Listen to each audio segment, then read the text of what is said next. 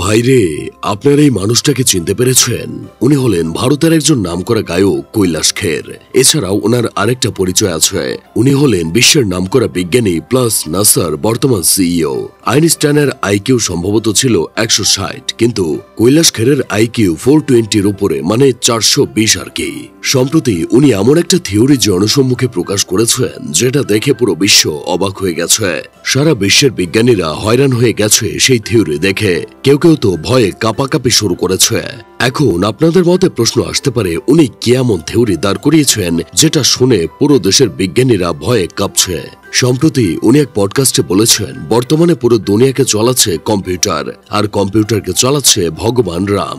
একটা কম্পিউটার কখনোই চলতে পারে না র্যাম ছাড়া, আর র্যাম মানে হলো ভগবান রাম। আসলে যেটাকে আজকে আপনারা ইংরেজিতে RAM র্যাম বলেন, সেটা হয়তো সময়ের সঙ্গে সঙ্গে উচ্চারণে বদলে গেছে। আগে তো বলা হতো RAMA রামা। একইভাবে এই দুনিয়া চলে ডাটার উপর। আজকে আপনারা ইংরেজিতে DATA ডাটা বলেন। এটা আসলে ডাটা না, এটা হবে দাতা।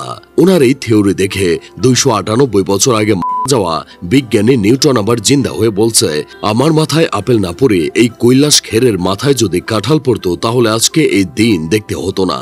অবশ্য স্যার আইজাক কৈলাস খেরের থেকে অনুপ্রাণিত হয়ে আমিও নিজেও চুলছেরা গবেষণা করে আমিও কিছু থিওরি দাঁড় করিয়েছি। আজ আপনাদের কাছে ফাঁস করব কম্পিউটারের আসল রহস্য। এটা কোনো বইয়ের জ্ঞান নয়, একদম কৈলাস পর্বত থেকে পাওয়া আধ্যাত্মিক রিসার্চ। প্রথমেই আসি সিপিইউতে। অনেকে বলে সিপিইউ মানে হলো সেন্ট্রাল প্রসেসিং ইউনিট, কিন্তু এটা পুরোপুরি ভুল। সিপিইউ মানে হলো চণ্ডী মাতা পূজা উপাসনালয়। হ্যাঁ, সিপিইউ হলো আসল উপাসনালয়, যেখান থেকে সব প্রসেস শুরু হয়। এবার আসি মাদার বোর্ডে।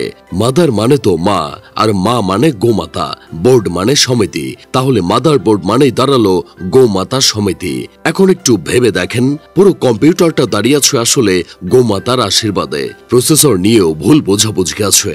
এটা প্রসেসর নয়, এর আসল নাম পরমেশ্বর, কারণ তিনি ছাড়া 1 সেকেন্ডও সিস্টেম চলে না। এবার আসি মাউসের কথায়। মাউস মানে ইঁদুর, আর ইঁদুর মানে গণেশের বাহন। তাই কার্সর নড়াতে চাইলে অবশ্যই গণেশের বাহনের সাহায্য নিতে হবে। বাহন ছাড়া কোনো কাজ হবে না। এখন আপনারা বলতে পারেন, বিদ্যুৎ আর ইন্টারনেট ছাড়া এই সব জিনিসের তো কোনো দাম নাই, তখন তো শুধু শুধু টেবিলে পড়ে থাকে। দেখেন ভাই, বিদ্যুৎ আর ইন্টারনেট না থাকলে কম্পিউটার হয়ে যায় মূর্তি। তখন আইজাক কৈলাস খের সেই মূর্তিকে প্রণাম করেন। আর একটু বলি, আজকাল দেখি সেলিব্রিটি আর ধনী লোকেরা সব LV প্রোডাক্টস ব্যবহার করে। আপনারা হয়তো জানেন না, LV মানে হলো লর্ড বিষ্ণু। আমার এই থিওরি শুনে আপনাদের যদি কদম জোড়া কান্দে উঠে যায়, তাহলে এক কাজ করেন, কৈলাস পর্বতে চলে যান, কারণ আমার থিওরিতে কোনো ভুল নাই। অবশ্য আমার বন্ধু কেরামত স্যার আইজাক কৈলাস খেরের থিওরি দেখে বলতেছে, কুষ্টিয়ার লালন মাজারের জিনিস ইন্ডিয়ায় রপ্তানি হয় কবে থেকে? আর রপ্তানি করবে ভালো কথা, কিন্তু মেয়াদ উত্তীর্ণ জিনিস কেন রপ্তানি করতে গেল?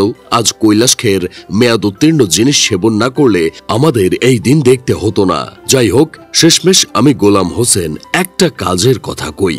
হিন্দু বলেন কিংবা মুসলিম কিংবা বৌদ্ধ খ্রিস্টান, সব ধর্মের ভেতরেই দেখা যায় কিছু চুলপাকনা মানুষ থাকে, যারা কিনা উল্টা পাল্টা লজিক দেখিয়ে নিজের ধর্মের মানুষদেরকে বিব্রতকর পরিস্থিতিতে ফেলে দেয়।